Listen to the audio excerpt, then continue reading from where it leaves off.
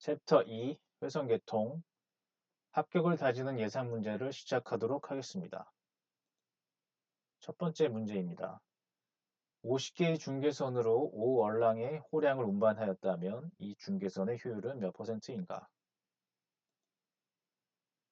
우선 문제에 앞서 중계선의 효율과 어량에 대해서 살펴보면 중계선 트렁크 라인은 교환국 간의 접속에 쓰이는 회선입니다.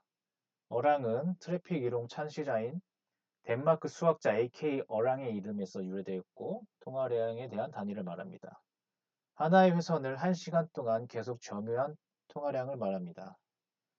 중계선의 효율은 중계선에서 단위 시간 내에 하나의 중계선당 평균 사용 시간을 의미합니다. 그렇기 때문에 50개의 회선분의 5얼랑 곱하기 100을 했을 때 10%의 중계선 효율이 나오는 것을 확인할 수 있습니다. 따라서 정답은 2번 10%입니다. 문제 2번. 유선 전화망에서 노드가 8개일 때 그물형 메쉬로 교환 회선을 구성할 경우 링크 수를 몇 개로 설계해야 하는가? 교환망은 교환기는 가입자선, 전기통신 회선 또는 기타 기능을 가진 장치들을 상호 접속하게 하는 회선만 중심점에서 트래픽을 전달하는 장치이다. 교환기는 메쉬 형태의 전송 형태를 스타 형태의 전송 형태로 구성할 수 있기 때문에 적은 회선으로 많은 가입자를 수용할 수 있는 장점이 있다. 밑에 그림을 보시면 스타형은 교환기가 가입자 가운데에 있는 형태로 메쉬형보다 적은 전송로를 어, 구성할 수 있기 때문에 어, 구축 비용이 훨씬 적게 드는 장점이 있기 때문에 스타형을 많이 사용하고 있습니다. 메쉬망에서의 전송로 수는 2분의 2n 곱하기 n-1로 나타내며 문제에서는 노드가 8개였으므로 8 곱하기 7 분의 2 했을 때 28개의 전송 로수가 필요한 것을 볼 수 있습니다. 따라서 링크 수는 28개로 설계해야 합니다.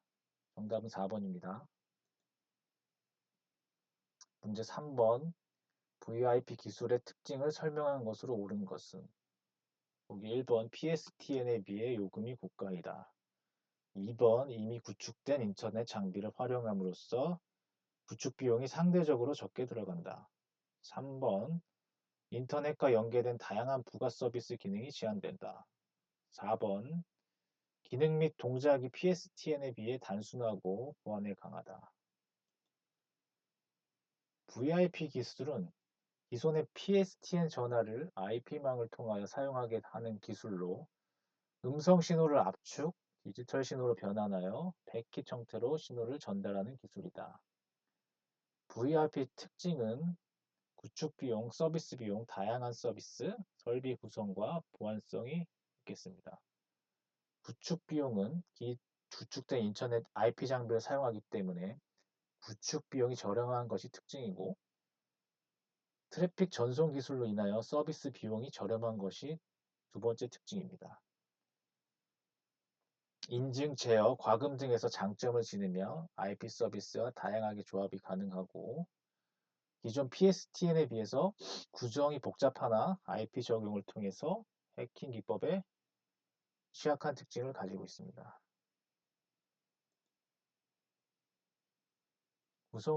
구성망은 다음과 같고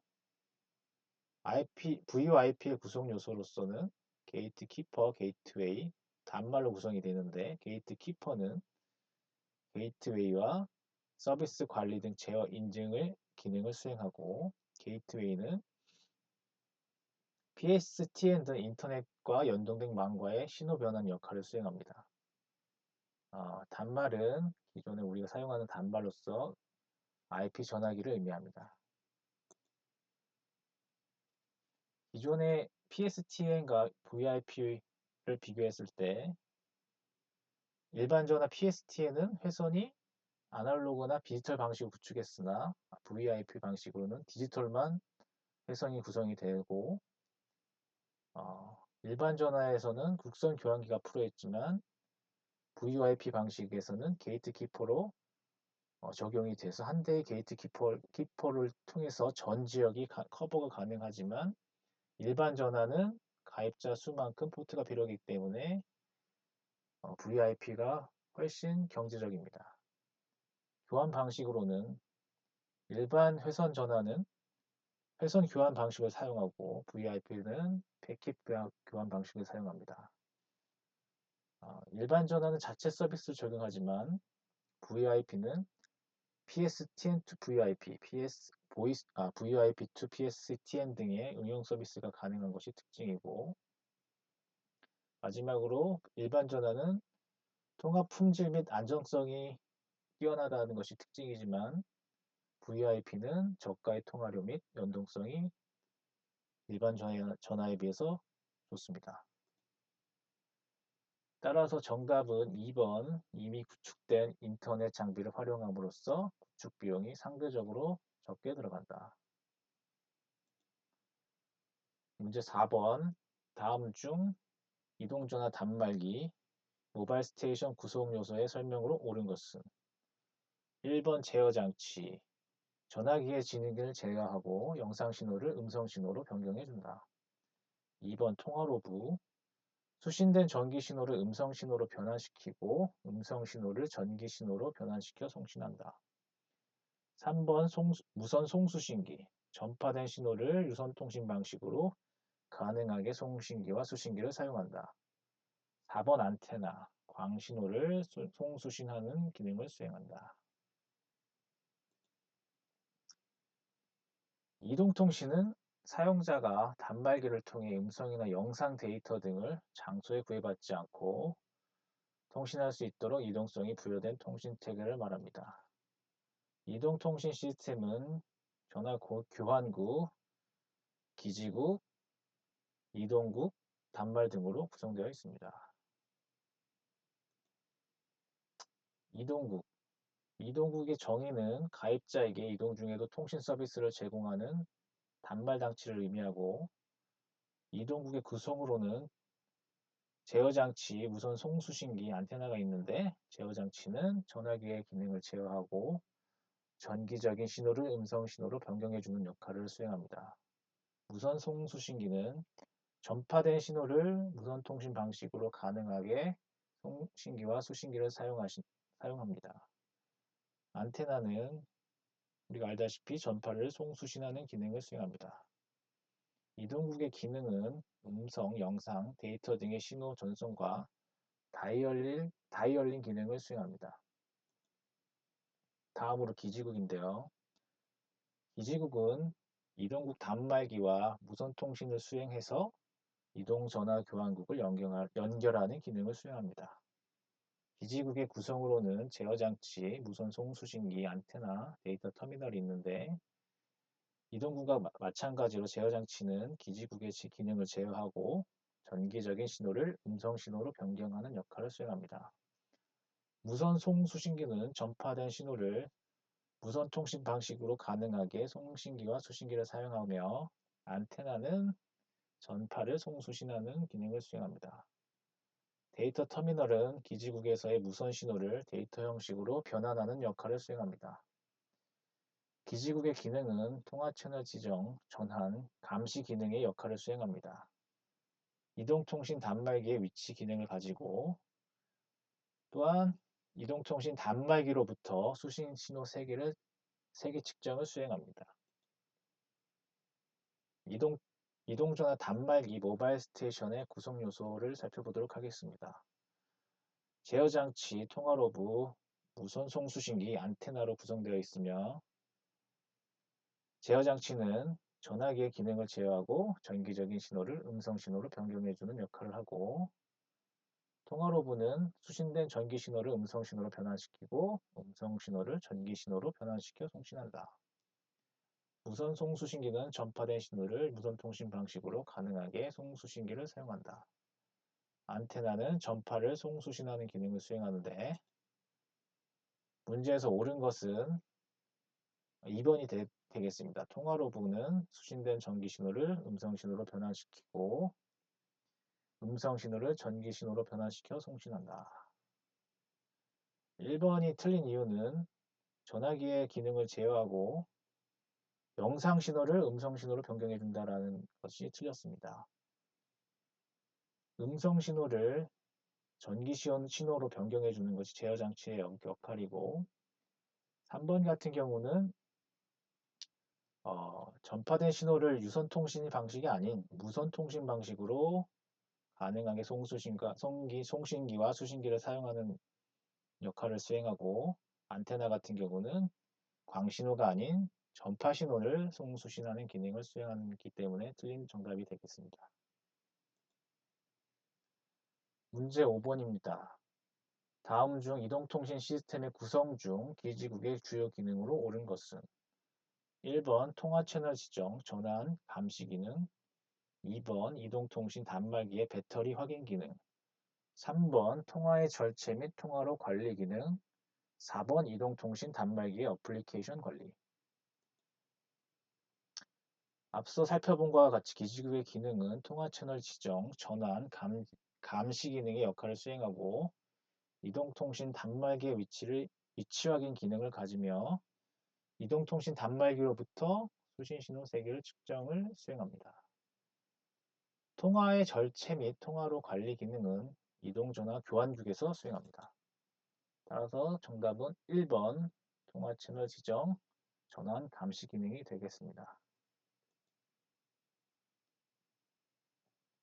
문제 6번 이동국이 한 기지국에서 다른 기지국으로 이동할 때 기존 기지국과 연결되었던 채널을 끊은 후 새로운 기지국의 새로운 채널로 연결되는 핸드오프 방식에 해당되는 핸드오프는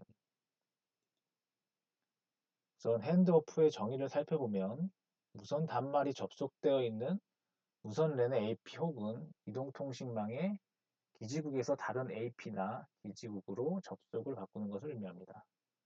핸드오프의 종류로는 소프트 핸드오프, 소프터 핸드오프, 하드 핸드오프가 있는데 소프트 핸드오프는 셀 간의 핸드오프로서 기지국에서 통화의 단절 없이 동일한 주파수를 사용하는 다른 기지국으로 옮겨가는 방식을 말하며 소프터 핸드오프는 동일 기지국 내에서 다른 섹터 간의 핸드오프가 발생했을 때 하는 핸드오프 방식을 말하고요. 하드 핸드오프는 이동국이 한 기지국에서 다른 기지국으로 이동할 때 기존 기지국과 연결되었던 채널을 끊고 새로운 기지국의 새로운 채널로 연결되는 핸드오프 방식을 말합니다. 따라서 정답은 1번 하드 핸드오프가 되겠습니다. 문제 7번 다음 내용에 해당하는 것은 13.56MHz의 하이 프리퀀시 무선 대역을 사용하며 10cm가량의 가까운 거리와 통신하기 위해 사용하는 기술을 고르시오. 1번 블루투스, 2번 직비, 3번 NFC, 4번 RFID. 우선 이 문제는 WPAN, 와이어리스 퍼스널 에어리어 네트워크에 대한 기술에 대한 기술을 고르는 문제가 되겠는데요. WPAN 기술 같은 경우에는 짧은 거리 10m 내에서의 개인 공간 활동 영역 내에서 저전력의 휴대단말을 이용한 무선 네트워크 구성을 말하는 기술입니다. 저속 WPAN 기술은 현재 음성 무선 전송에 널리 사용되는 블루투스 센서 및 각종 가전기기 제어를 위한 직비, 저속 WPAN 데이터 통신 기술의 정밀한 거리 측정이 가능하도록 고안된 UWB 기술로 나눌 수 있고 고속 UWB 기술이 있습니다. WPAN 기술의 종류로는 블루투스, 직비, NFC, RFID 등 다양한 기술이 있는데요. 블루투스 기술 같은 경우는 IEEE 802.15.1 표준 기반으로 다수의 장치를 무선으로 상호 연결하기 위한 단거리 무선 통신 기술을 말하고 직비 같은 경우는 IEEE 802.15.4 표준 기반의 저전력으로 이용하는 지능형 홈 네트워크, 산업용 자동차 등의 다양한 유비쿼터스 환경에서 적용이 되고 있는 기술입니다. NFC 기술 같은 경우는 13.56MHz의 하이 프리퀀시 무선 대역을 사용하고 10cm가량에 가까운 거리와 통신하기 위해 사용한다. RFID는 소형 전자칩과 안테나로 구성된 전자 태그를 제품에 부착해서 사물을 전부 단말기가 인식하고 인식된 정보를 IT 시스템과 실시간으로 교환하는 기술입니다. 따라서 그 문제에 대한 설명의 기술은 NFC에 대한 설명이었습니다. 문제 8번. IPTV 보안 기술 중 카스와 DRM에 대한 설명으로 옳은 것은? 카스는 인증 없이 프로그램을 수신한다. DRM은 콘텐츠 복제와 유통 방지 목적으로 한다. 카스는 단일 단계 암호화 키를 사용한다. DRM은 단방향 통신망에서 사용한다. 우선 카스의 정의를 살펴보면 카스 같은 경우에는 허가된 특정 사용자에게만 채널과 프로그램, VOID 등 컨텐츠를 시청할 수 있도록 제한하는 방송용 보안 기술로 기능으로서는 프로그램 데이터는 스크램블 시켜서 통신 링크상에서 보호하는 기능을 수행하고요. 신분 확인 기능도 수행하고 액세스 컨트롤 같은 접근 제어 기능도 수행하고 있습니다.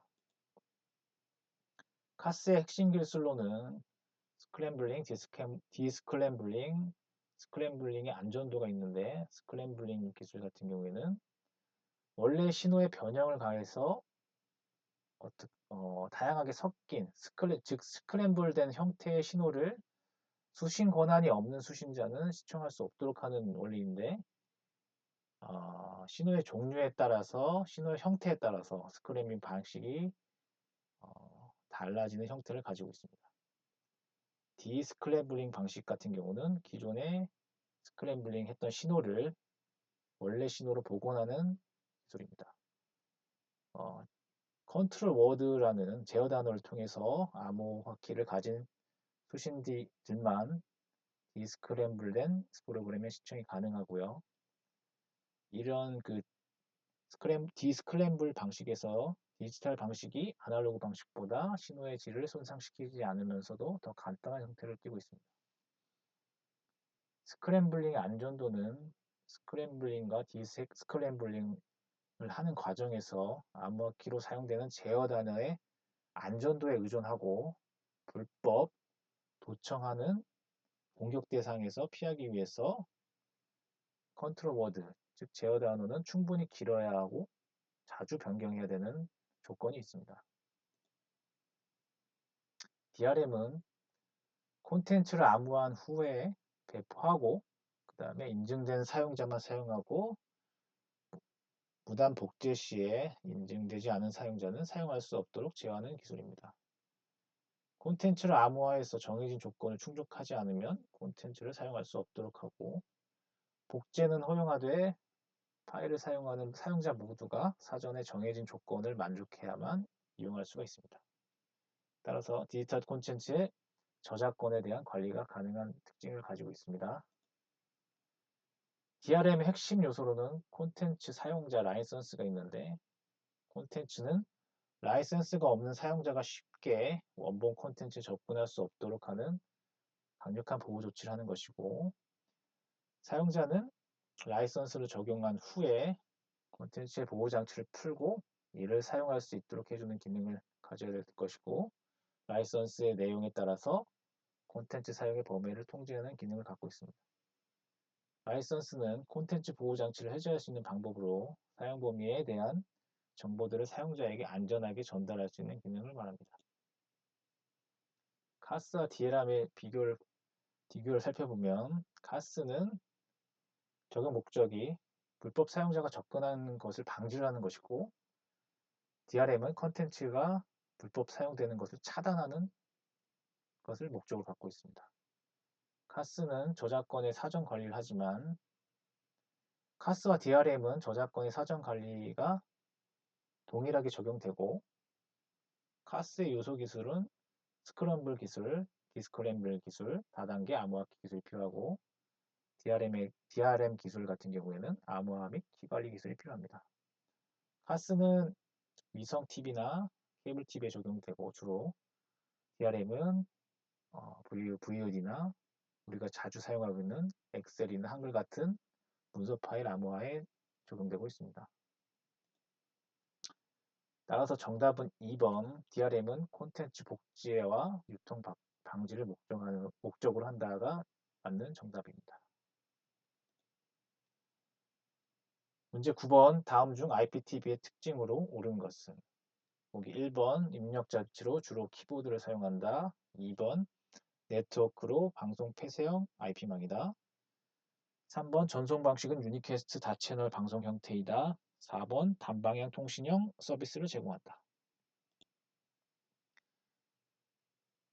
IPTV는 IP망을 통해서 TV 수상기로 양방향 TV 서비스를 제공하며 통신 및 방송이 융합된 서비스이다.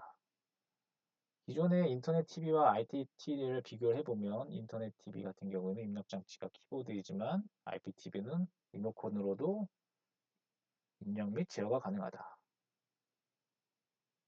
네트워크 같은 경우에는 인터넷은 기존에 우리가 사용하고 있는 공개 IP망을 사용하고 있지만 IPTV 같은 경우는 폐쇄 IP망을 적용해서 보안성이 더 뛰어난 특징을 가지고 있습니다.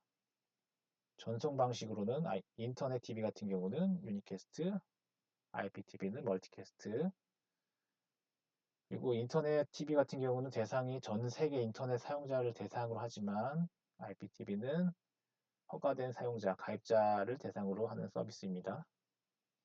특징으로는 인터넷 TV는 낮은 해상도가 단점이고 버퍼링이 있는 특징을 가지고 있습니다.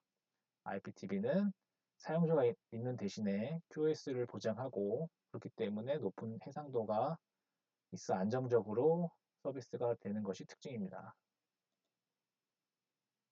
따라서 정답은 2번 네트워크로 방송 폐쇄형 IP망이다가 정답이었습니다. 문제 10번 다음 중 IPTV를 위한 네트워크 엔지니어링과 품질 최적화를 위한 기능으로 틀린 것은? 1번 트래픽 관리, 2번 망 용량 관리, 3번 네트워크 플래닝, 4번 품질 관리 서비스. 우선 네트워크 엔지니어링에 대해서 살펴보면 네트워크 엔지니어링은 트래픽 경로를 효율적으로 제어하며 트래픽 전반에 대한 품질 관리를 하는 기술이다. 막내 여러 링크에서 트래픽 흐름의 불균형이 초래되는 혼잡 현상을 피하기 위해서 트래픽 흐름을 막내 각 링크에 균형 있게 배분한다. 주로 동적으로 자원의 예약이나 할당을 하는 것이다. 네트워크 엔지니어링의 기능은 트래픽 관리, 망 용량 관리, 네트워크 플래닝 기능이 있는데 트래픽 관리는 트래픽의 부하 조절 실패 등 모든 상황에서 네트워크의 성능을 최적화하는 것이고 망 용량 관리는 최소의 비용으로 망 요구를 만족하며 성능을 보장하는 기술입니다. 네트워크 플래닝은 노드 및 전송 용량을 계획하고 트래픽 변화에 대비하는 기능입니다. 따라서 4번이 트래픽 엔지니어링에 해당하지 않는 것으로 품질 관리 서비스가 되겠습니다. 문제 11번 다음 중 USB의 특징으로 틀린 것은? 1번 플러그 앤 플레이 기능 지원, 2번 컴퓨터 기반의 직병렬 인터페이스 표준, 3번 USB 2.0에서 최대 접속 기기는 127개이다. 4번 장착된 USB와 마스터 슬레이브 형태로 정보 교환. USB는 유니버설 시리얼 버스의 약자로서 PC와 주변 기기 간의 시리얼 통신을 하기 위한 규격이다. USB의 기능은 플러그 앤 플레이 기능을 지원하고 컴퓨터 기반의 직렬 인터페이스 표준인 것이 특징입니다. USB 2.0에서 최대 접속 기기는 127개이고요. 장착된 USB와 마스터 슬레이브 형태로 정보 교환을 수행합니다. 따라서 정답은 2번 컴퓨터 기반의 직병렬 인터페이스 표준이 아니라 직렬 인터페이스 표준